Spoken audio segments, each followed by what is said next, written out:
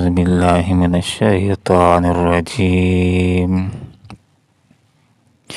بسم الله الرحمن الرحيم. وضرب الله مثلا قرية كانت آمنة مطمئنة يأتيها رزقها رغدا من كل مكان فكفرت بأنعم الله فأذاقها الله لباس الجوع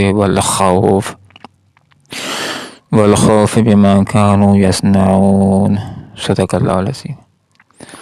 سبحانك لا علم لنا إلا ما علمتنا إنك أنت العليم الحكيم. وضرب اور بیان کرتا ہے اللہ تعالیٰ مثلا ایک مثال،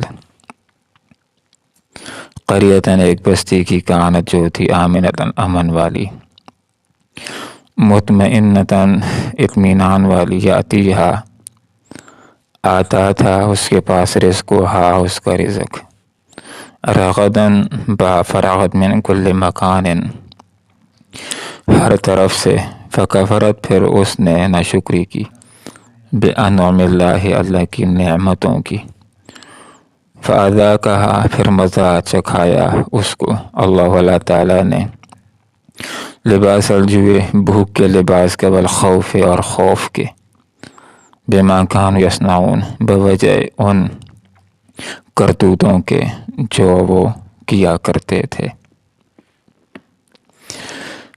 یہاں پر بہت ہی پیاری بات سمجھائی گئی کہ جو آدمی چاہتا ہے اس کے پاس جو نعمتیں ہیں ہوں، اس کے پاس رہیں، دوام کے ساتھ رہیں، بلکہ ان کے اندر اضافہ بھی ہو، تو کون سا عمل اختیار کیا جائے۔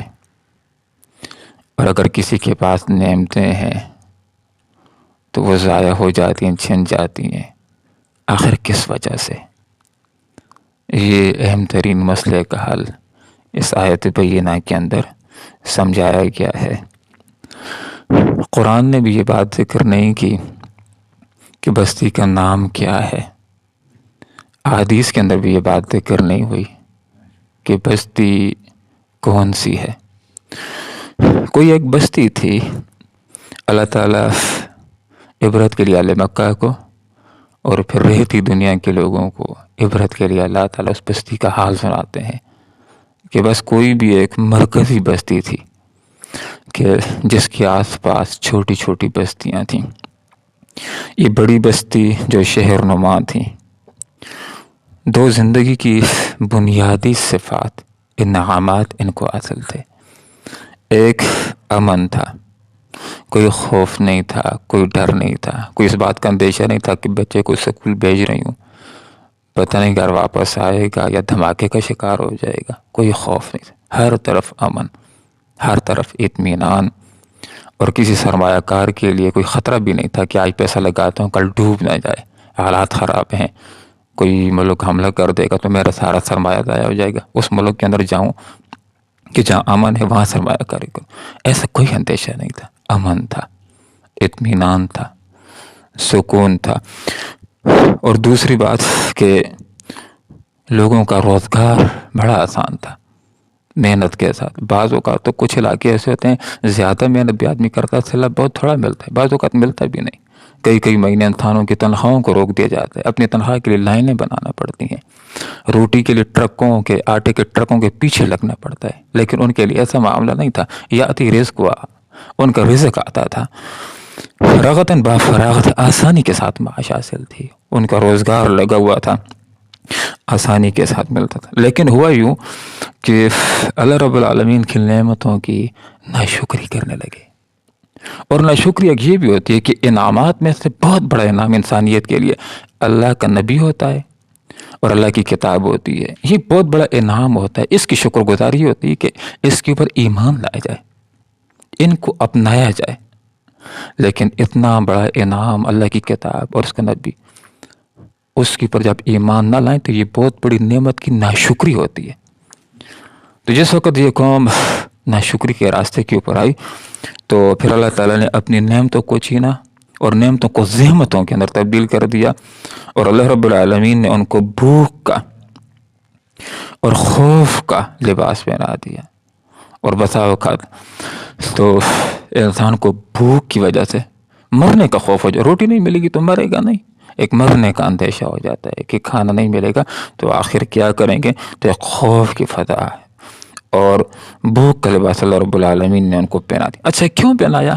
ویسے نہیں، ناشکری کی وجہ سے اللہ رب العالمین نے فکفرت، اس نے ناشکری کی بِأَنْعُمِ اللَّهِ، اللہ کی نعمتوں کی۔ اور دوسری بات، ویسے اللہ تعالیٰ نے ان کے اوپر قحط مسلط نہیں کیا، بلکہ بما کانوا یصنعون، ان کے کرتوتوں کی وجہ سے، بد اعمالیوں کی وجہ سے اللہ تعالیٰ نے نعمتوں کو زحمتوں کے اندر تبدیل کر دیا۔ کچھ مفسرین حضرات کی یہ رائے ہے، کہتے ہیں کہ اس سے مراد مکہ کی بستی ہے، کہ مرکزی بستی تھی، اس کے آس پاس چھوٹی چھوٹی بستیاں تھیں، اور اگر غور کیا جائے تو ان کے اوپر یہ آیت بالکل فٹ ہوتی معلوم ہوتی ہے کہ آغاز کے اندر ان کو امن بھی تھا۔ اتنا امن آل مکہ کو بیت اللہ کی وجہ سے حاصل تھا کہ ان کے قافلے بھی کہیں پر جاتے تھے تو کوئی لوٹتا نہیں تھا کہ یہ حرم کے خیال کرنے والے ہیں۔ حرم کی وجہ سے ان کا ہر جگہ امن ہوتا تھا، اوروں کے قافلے لوٹ لے جاتے تھے، لیکن جب معلوم ہوتا تھا کہ مکہ والے لوگوں کا قافلہ کوئی لوٹتا بھی نہیں تھا۔ امن کی جگہ، اطمینان کی جگہ تھی مکہ۔ اور دوسری بات، حضرت ابراہیم علیہ السلام کی دعا بھی تھی کہ اللہ ان کو پھلوں کے ساتھ رزق دے۔ باقی دنیا کے اندر پھل ہوتے ہیں، وہاں کے لوگ بسا اوقات بعد میں استعمال کرتے ہیں، لیکن اللہ تعالیٰ انتظام فرما لیتا ہے، وہ پھل پہلے مکہ کو پہنچ جاتا ہے۔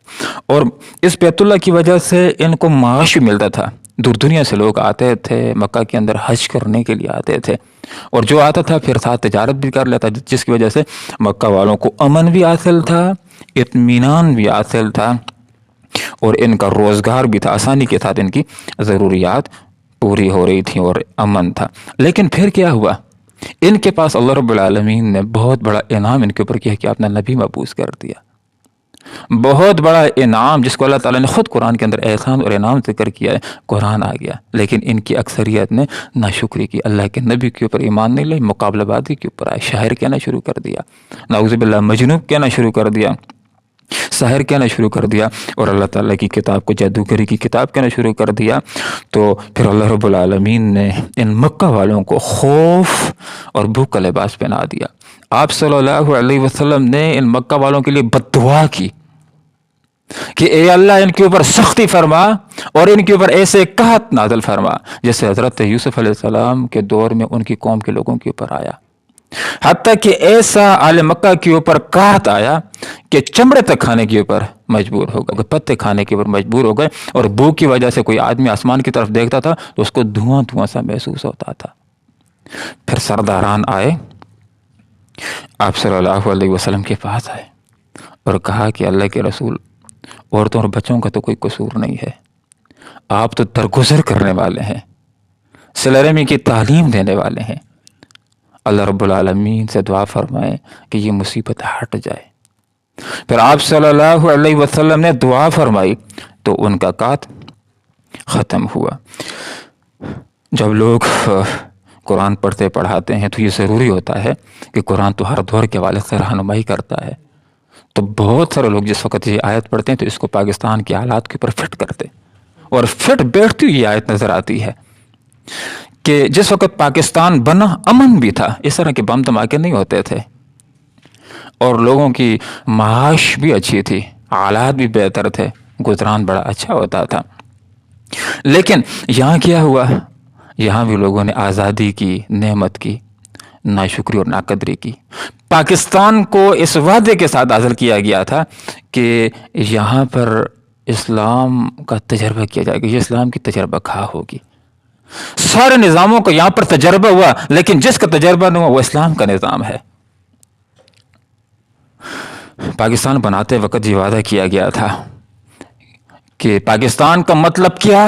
لا الہ الا اللہ، لیکن کتنے سال ہو گئے جب وہ وعدہ یہاں پر اسلام کو نافذ کرنے کا پورا نہیں کیا گیا، تو پھر امن کو خوف کے اندر اللہ نے تبدیل کر دی۔ کیسے خوف ہوا، کیسے بم دھماکے، حتیٰ کہ اتنا خوف اور ہراس ہو گیا کہ باہر کی ٹیمیں پاکستان کے اندر کھیلنے کے لیے نہیں آتی کہ یہاں پر تو دہشت گردی ہے، یہاں پر امن نہیں ہے۔ بہت سارے لوگ یہاں پر سرمایہ کاری کرنے سے ڈرتے ہیں کہ سرمایہ کاری کریں گے، یہ تو اس کے تو حالات ہی اچھے نہیں ہیں۔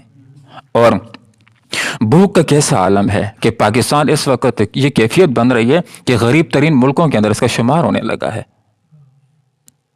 اور جو پاکستان زرعی ایک ملک ہے اس کے اندر لوگ آٹے کے لیے ترسنا شروع ہو گئے ہیں۔ ایک والد جاتا ہے اپنی بچیوں کے لیے آٹا لانے کے لیے، لائن کے اندر کھڑا دم گھٹنے کی وجہ، ہاتھ رٹے کوڑنے کی وجہ سے آٹا لینے کے بجائے اس کی لاش اس کے گھر کے اندر پہنچ جاتی ہے۔ تو حقیقت کے اندر بات یہ ہے کہ یہ جو آزادی ملی تھی، آزادی لی تھی کہ یہاں پر اسلام کو نافذ کریں گے، لیکن لوگ اسلام کو نافذ کرنے کے بجائے ایسے لوگوں کی ہاتھ مضبوط کرتے ہیں جو اسمبلیوں میں جا کر کے وہ سود کی تقویت کی بات کرتے ہیں، نہ کہ اس کو ختم کرنے کی بات۔ وہ اسمبلیوں کے اندر پہنچ کر کے بیرا روی کو عام کرنے کی، فحش ورانی کو عام کرنے کے قوانین پاس کرتے ہیں۔ تو پھر اللہ رب العالمین نعمتوں کو زحمتوں کے اندر تبدیل کرتا ہے۔ یہاں پر یہ بات بھی سمجھنی چاہیے کہ جو اہم ترین پاکیزہ جگہ بھی ہو، لیکن اگر لوگ ناشکری کریں گے تو اللہ تعالیٰ نعمتوں کو ختم کر سکتا ہے، لوگوں کو احساس دلانے کے لیے۔ خلاصہ کلام یہ ہے کہ جس آدمی کے پاس جو نعمتیں ہیں ان کو دوام اپنے پاس دینا چاہتا ہے، ان کو بڑھانا چاہتا ہے، تو واحد راستہ ہے شکر گزاری کا راستہ۔ شکر ادا کر، لئن شکرتم لازیدنکم ولئن کفرتم ان عذابی لشدید۔ لوگوں شکر ادا کرو گے تو نعمتوں کے اندر اضافہ کر دوں گا، نہ شکری کرو گے تو میرا عذاب بڑا سخت ہے۔ پھر عذاب یہ ہوتا ہے کہ خوشحالی کو بدحالی میں اللہ تبدیل کر دیتا ہے، اور امن کو خوف کے اندر اللہ تعالیٰ تبدیل کر دیتا ہے۔ یہ عذابوں میں ایسے عذاب ہوتا ہے۔ تو جب شکر ادا کریں گے تو نعمتوں کے اندر اضافہ ہوگا۔ شکر زبان سے بھی اللہ تو نے نعمتیں دی، تیرا شکر۔ اور دوسرا شکر یہ ہوتا ہے کہ جو نعمت اللہ تعالیٰ نے دی ہے اللہ کی ہدایات کے مطابق اس کو استعمال کی جائے۔ اور تیسرا شکر یہ ہے کہ اللہ کی بندگی کی جائے، اس کی اطاعت کی جائے۔ لیکن جب لوگ ناشکری کریں گے تو پھر عذاب بڑا سخت ہوتا ہے، پھر بسا اوقات اللہ تعالیٰ نعمتوں کو چھین لیتا ہے۔ اللہ رب العالمین سے دعا کرتے ہیں کہ اللہ تعالیٰ ہمیں حقیقی معنوں کے اندر شکر گزار بنائے۔ آمین۔ وآخر دعوانا الحمدللہ رب العالمین۔ وضرب اللہ، بیان کرتے ہیں اللہ تعالیٰ مسئلہ مثال قریتن، ایک بستی کی، کانت جو تھی آمنتن، امن والی، مطمئنتن، اطمینان والی، یاتی آتا تھا اس کے پاس رزق، اور اس کا رزق راغتن با فراغت من کل مکان، ہر طرف سے، فکفرت، پھر اس نے ناشکری کی، بانعم اللہ، اللہ کی نعمتوں کی، فاذاقا، پھر چکھایا اس کو مزہ اللہ تعالیٰ نے، لباس الجوع، بھوک کے لباس کا، والخوف، اور خوف کے لباس کا، بما کانوا یصنعون، بوجہ ان کرتوتوں کے جو وہ کیا کرتے تھے۔ اللهم ربنا آتنا في الدنيا حسنة وفي الآخرة حسنة وقنا عذاب النار برحمتك يا أرحم الراحمين۔